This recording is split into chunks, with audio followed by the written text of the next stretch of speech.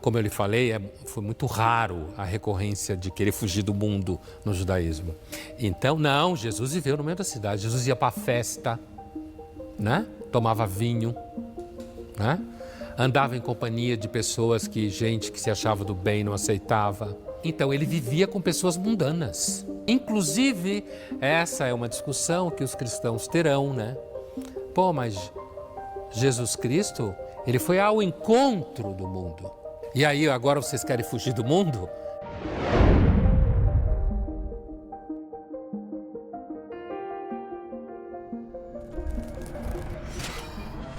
É claro que se a gente falar assim do ponto de vista da referência da filosofia, a primeira ideia de se fugir do mundo aparece na filosofia grega. Depois vai se repetir na filosofia romana, né?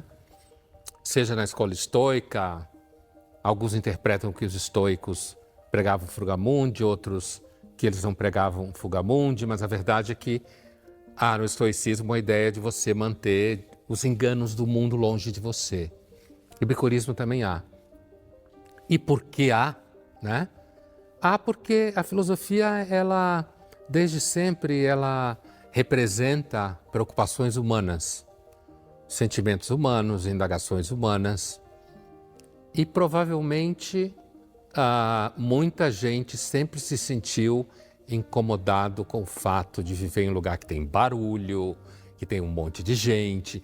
Além do fato, Andresa, que a imagem da cidade, isso aparece no começo do cristianismo, por exemplo, quando os primeiros cristãos fogem para o deserto, longe da cidade, são os ancestrais dos monges, que existe até hoje, né? Sempre houve uma suspeita de que a cidade é um lugar perdido, gente que não presta, sabe? Isso é uma suspeita que atravessa até o final da Idade Média, isso é muito forte na Europa, né?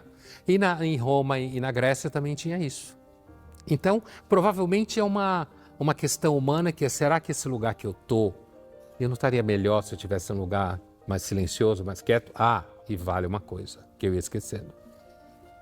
Se a gente pensar darwinianamente, a espécie Sapiens sapiens evoluiu em silêncio. Há que se dizer, Andresa, que eu arriscaria, não tem nenhuma pesquisa científica nisso, mas eu arriscaria, talvez mais da metade das pessoas que falam que gostariam de fugir do mundo, se encontrassem num lugar silencioso, sem muita demanda exterior, sem muito o que fazer, provavelmente não ia gostar. Porque para você se afastar de um mundo ruidoso, demandante, barulhento, você tem que ter alguma forma de vida interior. Porque a gente se acostuma a esse barulho? Sim, acho que a gente se acostuma e o ruído do mundo, ele meio que ajuda, entre aspas, você a não perceber que dentro de você pode estar vazio. Entendeu? Você está o tempo inteiro lidando com externalidade, resolvendo demandas, né? E, às vezes, se você se encontra consigo, mesmo sozinho, de repente você não gosta... Porque o silêncio leva a isso. Você não gosta do que você vê, né? E, aliás, quando eu citei há pouco os primeiros cristãos lá, os anacoretas, como se falava, os ancestrais dos monges, que iam para o meio do deserto, procurar Deus, fugir da cidade, né? Vale salientar que na literatura que eles nos deixaram, muita literatura, há aquele momento que você passa por um encontro com os demônios, leia-se com os seus demônios. Agora, teve um entrevistado que disse assim, eu procuro felicidade mesmo nas coisas ruins. É um caminho também? É uma espécie de fuga também, tentar encontrar o lado bom? Eu acho que não.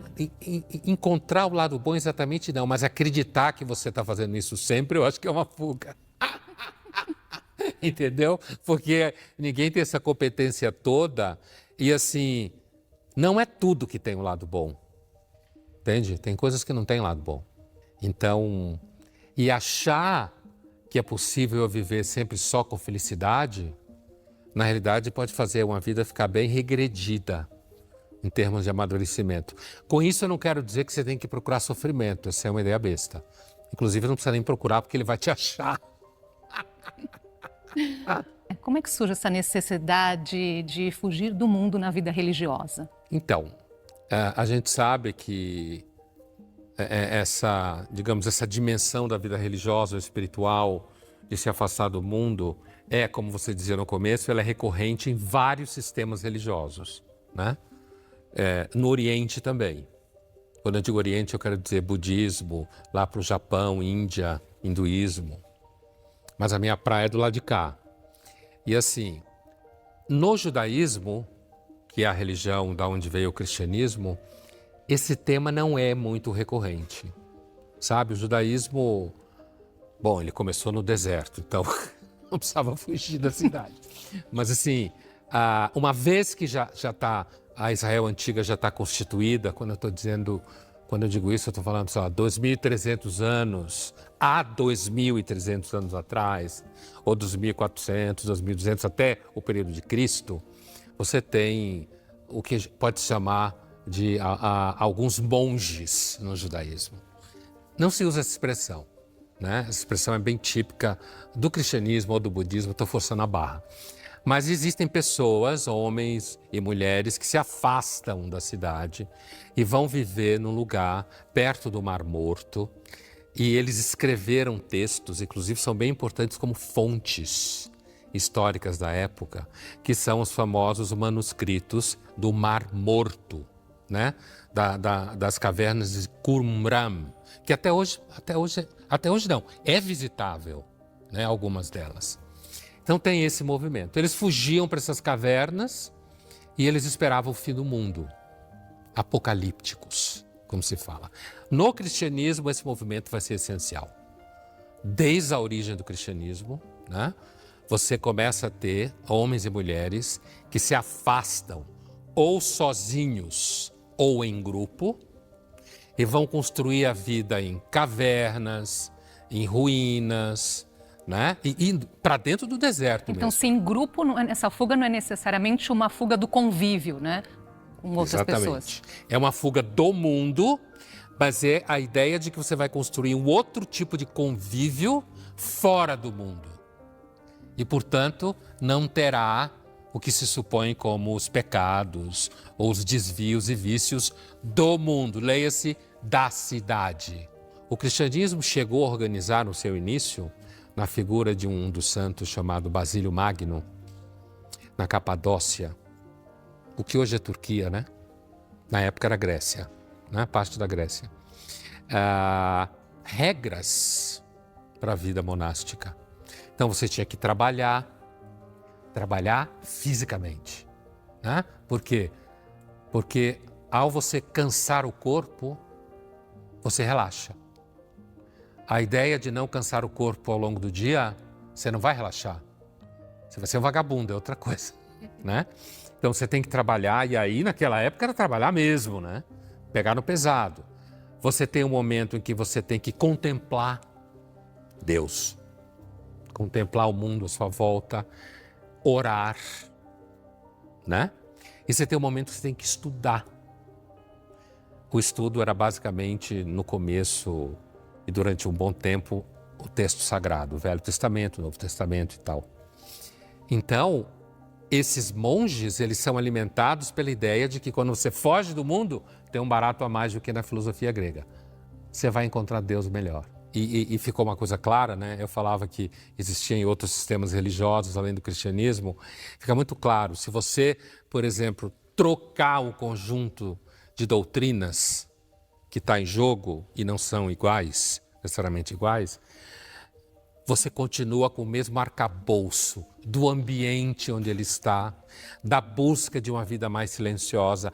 A palavra desapego, né? Isso é uma palavra que vai ser importante na Grécia, vai ser importante no cristianismo, ao longo de toda a Idade Média, que no budismo também que eu sei, né?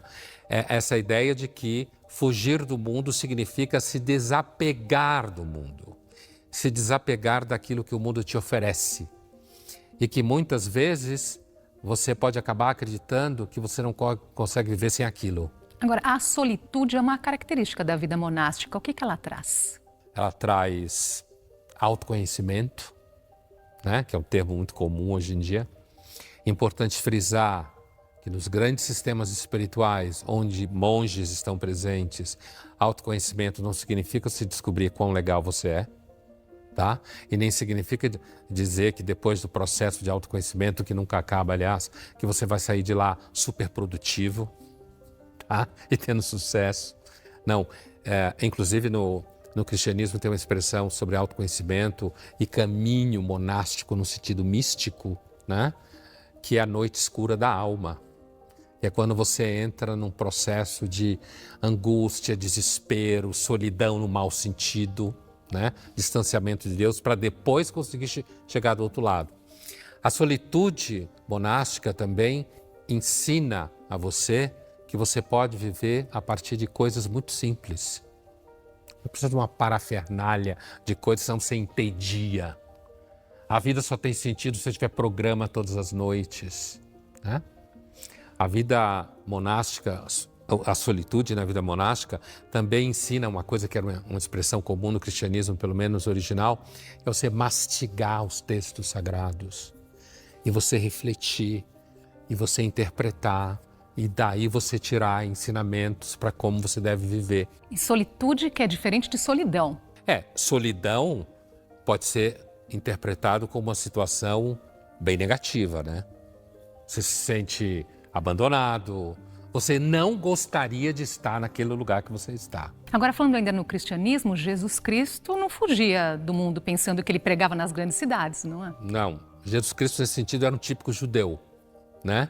Como nesse sentido e vários outros na época dele. Como eu lhe falei, foi muito raro a recorrência de querer fugir do mundo no judaísmo. Não, o judaísmo sempre foi uma religião mais de cidade, apesar que começou no deserto. Mas assim, quando ele encorpa e tem texto e tal, como a gente conhece, você já tem cidades, a começar por Jerusalém, que era a grande cidade judaica antiga e até hoje. Então, não, Jesus viveu no meio da cidade, Jesus ia para a festa, né? Tomava vinho, né? Andava em companhia de pessoas gente que se achava do bem não aceitava, que ele andasse em companhia. Então isso é mundano.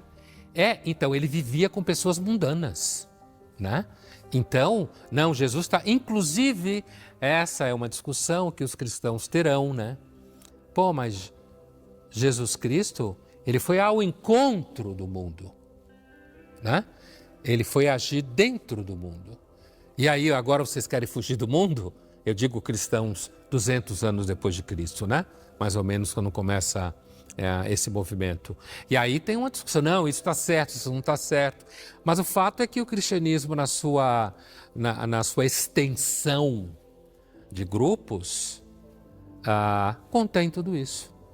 Essas diferenças. E tudo bem, né?